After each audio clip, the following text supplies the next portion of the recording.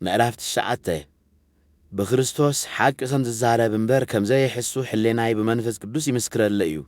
بزيح واهن زي قوارد سقاين قابل بيالله أنا نبعلي ما أنتم بسقع حواتين أزمادين رجوم كوينة خاب كريستوس كفلا مدليخو نساتهم إسرائيلاويان أيوم እግዚአብሔር ከአደቁ ገበሮም ክብሩ ገለጸሎም ኪዳን አተወሎም ሕደ ሓገገሎም አምልኾ ሰርዓሎም ተስፋ ድማ ሃቦም ንሳቶም ካብ ኣቦታ ዝተወልዱ እዮም ክርስቶስ እውን ብስጋ ካብኣቶም እዩ ዝተወልደ ንሱ ልዕሊ ኩሉ ዝኾነ ኣምላኽ ንዘለኣለም ብሩኽ እዩ ኣሜን ግናፈ እቲ ቃል ኣምላኽ በዚ ኸንቱ ኮይኑ ተሪፉ ማለት ኣይኮነን ምኽንያቱ እቶም ካብ እስራኤል ዝተወልዱ ኩሎም እስራኤላውያን ማለት ኣይኮኑን ከምኡውን ኩላቶም እቶም ካብ አብርሃም ዝተወልዱ ዘበሉ ደቂ አብርሃም እዮም ማለት ኣይኮነን እንተኾነ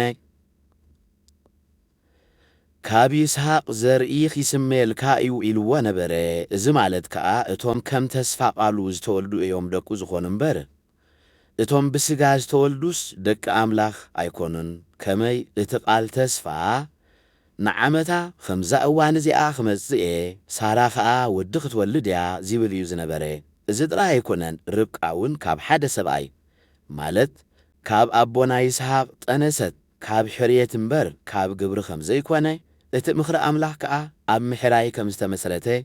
ምእንቲ ይገሃድ እቶም ደቂ ገና ኸይተወልዱ ጽቡቕ ኮነ ክፉእ ኸይገበሩ ከለዉ ንርብቃ እቲ ዓብይ ነቲ ንእሽቶ ኺግዛእ እዩ ዝብል ተነግራ እዚ ከዓ እቲ ንያዕቆብ ኣፍቀርኩ ንኤሳው ግና ጸላእኩ ዝብል ጽሑፍ ስለ ዘሎ እዩ እሞኸ እንታይ ክንብል ኢና ኣብ ኣምላኽ ዶ ፍትሒ የልቦን እዩ ኣሎባ ከመይ ንሙሴ ነቲ ዝምሕሮ ክምሕሮ ነቲ ዝድንግጸሉ እውን ክድንግጸሉ እየ ኢልዎ እዩ ስለዚ ካብቲ ዝምሕር ኣምላኽ እዩ እምበር ካብቲ ዝደልን ካብቲ ዝጽዕርን ሰብ ኣይኮነን ከመይ እቲ ጽሑፍ ንፈርዖን ሓይለይ ኣባኻ ኸርኢ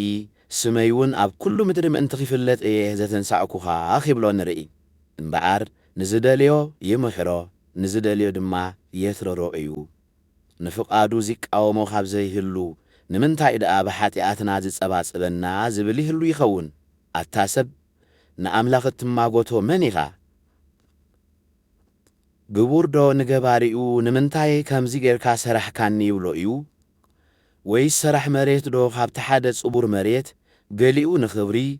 ገሊኡ ንሓሳል ዚፈውን ኣቕፎ ኺሰርሕ ኣብቲ መሬት ስልጣን የብሉን እዩ ከምኡ ድማ ኣምላኽ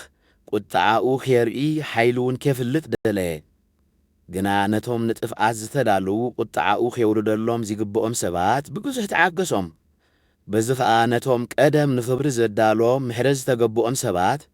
እቲ ሃብቲ ክብሩ ኣፍለጦም እዚኣቶም እውን ንሕና እቶም ካብ ኣይሁድ ኮነ ካብ ኣሕዛብ ዝተጸዋዕና ሰባት ኢና ነቢይ ሆሴዕ እውን ከምዚ ይብል እዩ ነቲ ህዝበይ ዘይኮነ ህዝበይ ክብሎ እየ ነታ ዘይፍቅርተይ እውን ፍቅርተይ ክብላ እየ ኣብታ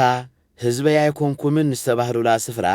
ደቂ ሕያው ኣምላኽ ተባሂሎም ኬጽውዐ እዮም ኢሳይያስ እውን ብዛዕባ ደቂ እስራኤል ከምዚ ይብል ቁጽሪ ደቂ እስራኤል ከም ሕፃ ባሕሪ እኳ እንተበዝሐ እቲ ተረፍ ጥራይ እዩ ዚድሕን ከመይ እግዚአብሔር ንፍርዱ ኣብ ምድሪ ብርግጽን በቡጥፍን ኪፍጽሞ እዩ ከምቲ ኢሳይያስ እውን ኣቐዲሙ እግዚአብሔር ጸባኦት ዘርኢን ተዘይሓድገልናስ ከም ሰዶም ምኾንና ንጎሞራ እውን መሰልና ነርና ዝበሎ እዩ ደጊም ከእንታይ ንበል እቶም ጽድቂ ዘይደለዩ ኣሕዛብ ጽድቂ ረኸቡ እዚ ከዓ እቲ ብእምነት ዚመጽእ ጽድቂ እዩ እስራኤል ግና ነቲ ናብ ጽድቂ ዘብጽሕ ሕጊ እናደለይዎስ ናብቲ ናብ ጽድቂ ዘብጽሕ ሕጊ ኣይበጽሑን ስለምንታይ ብግብሪ እምበር ብእምነት ስለ ዘይደለይዎ እዩ ብእምኒ መዓንቀፊ ከዓ ተዓንቀፉ እዚ ከዓ ጽሑፍ እዩ